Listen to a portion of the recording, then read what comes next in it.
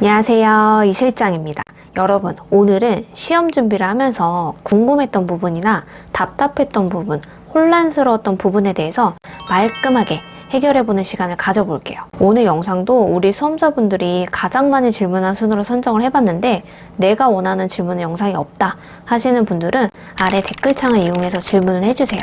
제가 바로 답변을 해드립니다. 그럼 오늘 영상 시작하기 전에 구독과 좋아요 한 번씩만 누르고 시작을 해볼게요. 자, 첫 번째 질문은 해면볼 세팅 여부예요. 저는 해면볼은 꼭 세팅하라고 말씀을 드리고 싶어요.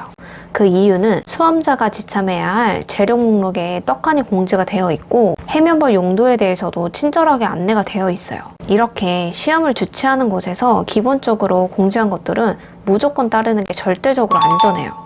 세팅 안 하고 합격을 했는데요? 하시는 분들도 있을 거예요. 맞아요. 합격은 했겠지만 그게 해면볼을 세팅 안 해서 괜찮아서 합격한 것이 아니고 다른 과제 방법을 잘했거나 운이 따랐거나 등등 다른 이유가 있습니다. 그래서 만약 외건 세팅에서 해면볼에 대한 점수 차감이 있는 상황이라면 사용을 안 해도 세팅하는 것이 내 점수를 지킬 수 있는 방법이라고 생각이 돼요. 그래서 기본적으로 공지한 것들은 모두 지키면서 시험 준비를 해주세요. 그럼 여기서 해면볼의 용도가 궁금해하는 분들이 있을 것 같아서 설명을 간략하게 해드릴게요.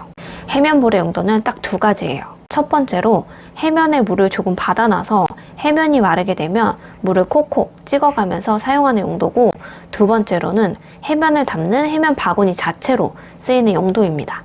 근데 나는 이미 해면 바구니가 따로 있다 하시는 분들은 해면볼에 물을 조금 담아놔서 세팅을 하시고 사용하지 않아도 괜찮으니까 세팅만은 꼭 하시길 바랄게요. 다음 두 번째 질문은 쓰레기통 종류, 크기, 위치, 교환식이에요. 쓰레기통 관련 질문이 은근히 많아서 한 번에 정리를 해봤어요. 우선 쓰레기통 종류는 쓰레기통보다는 지퍼팩을 사용해주세요. 쓰레기통은 감독관이 지나가다가 실수로 발로 차는 경우도 있고 대부분 수험자분들이 지퍼팩을 사용하기 때문에 쓰레기통을 둔다면 눈에 확 띌 수 있습니다. 다음 쓰레기통 크기는 지퍼팩 대자리로 준비해 주시면 되고, 쓰레기통 위치는 외건 2단 오른쪽에 부착을 해주세요. 간혹 외건 1단에 부착하면 안 되냐고 질문하는 분들이 있는데 안 되는 거 아니지만 추천드리지 않아요. 왜냐하면 1단에 쓰레기 봉투를 달았다가 쓰레기를 버리려고 팔을 이렇게 뻗었는데 긴장이 된 나머지 플라스틱 통을 쳐가지고 스파츌라랑 팩풋을 모두 쏟아버린 수험자가 있었어요.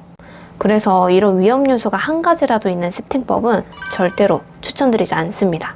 그래서 손의 방향이 안전하게 아래로 갈 수 있도록 외건 2단에다 부착을 해주세요. 마지막으로 교환 시기는 1과제가 끝나고 2과제 외건 세팅을 할 때 새 걸로 교체해 주시면 됩니다. 다음 세 번째 질문은 스파츌라 크기와 개수예요. 스파츌라는 화장품을 덜어낼 때는 솥자리를 쓰시면 좋고, 섞거나 모델링을 할 때는 한 번에 쓱쓱 잘 발리는 대자리를 추천드릴게요. 그리고 개수는 상관없으니까 혹시 모를 실수에 대비하여 더 챙겨가셔도 돼요. 다음 네 번째 질문은 화장솜 통이에요. 화장솜 통은 세팅 방법이 여러 가지가 있어서 헷갈려하는 분들이 정말 많은 것 같아요. 우선 화장솜 통은 두 개를 준비하시면 되고, 한 개에는 젖은 화장솜, 한 개에는 알코올솜 이렇게 준비하는 방법이 있어요. 또 다른 방법으로는 두 개 다 젖은 화장솜으로 준비를 해서 소독을 할 때 직접 젖은 화장솜에 알코올을 분사하면서 사용하는 방법도 있습니다. 그리고 마지막으로 제가 사용한 방법으로 한 개는 젖은 화장솜, 한 개는 마른 화장솜 이렇게 준비를 하셔도 돼요. 저는 소독을 알코올 스프레이로 직접 분사를 하면서 사용했기 때문에 따로 알코올솜을 만들어 가진 않았어요. 이렇게 준비 방법은 다양하지만 이 모든 것들이 틀린 것은 아니고 방법이 다른 것이기 때문에 내가 이 방법이 더 편하다, 좋다, 쉽다 하는 것을 골라서 준비를 하시면 될 것 같아요. 다음 다섯 번째 질문은 실내화 모양이에요.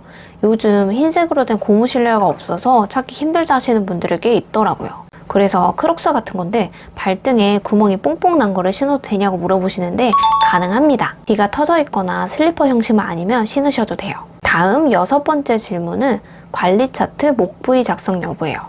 관리 목적이나 기대 효과를 쓰실 때는 T존, U존, 목 부위, 피부 타입을 정확하게 구분해서 세 가지를 모두 다 쓰셔야 합니다. 관리 차트 작성은 각각의 피부 타입을 맞춰야 하는 상황이기 때문에 꼭 목 부위까지 작성을 하셔야 돼요. 목 부위까지 쓴다고 해서 손해보는 것은 절대로 없으니까 제발 꼭꼭 작성을 해주세요. 다음 일곱 번째 질문은 미작과 점수 차감의 차이예요. 미작이라고 하면 과제를 완성하지 못했다는 뜻이어서 0점 처리가 됩니다. 그리고 점수 차감은 그 과제를 수행했을 때 잘못된 부분이나 실수에 대해서 점수가 조금씩 차감된다고 구분하시면 될 것 같아요. 만약 과제 시간이 5분이라고 한다면 5분 1초에 과제를 수행하고 있었어요.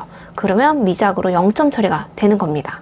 아무리 중요한 과제를 잘 처리했어도 뒷마무리까지 제한 시간 안에 끝내지 못한다면 미작 처리가 될 수 있어요. 그래서 안전하게 뒷마무리까지 끝내서 4분 30초에서 50초 안에는 꼭 배꼽손을 한 상태로 기다려주세요.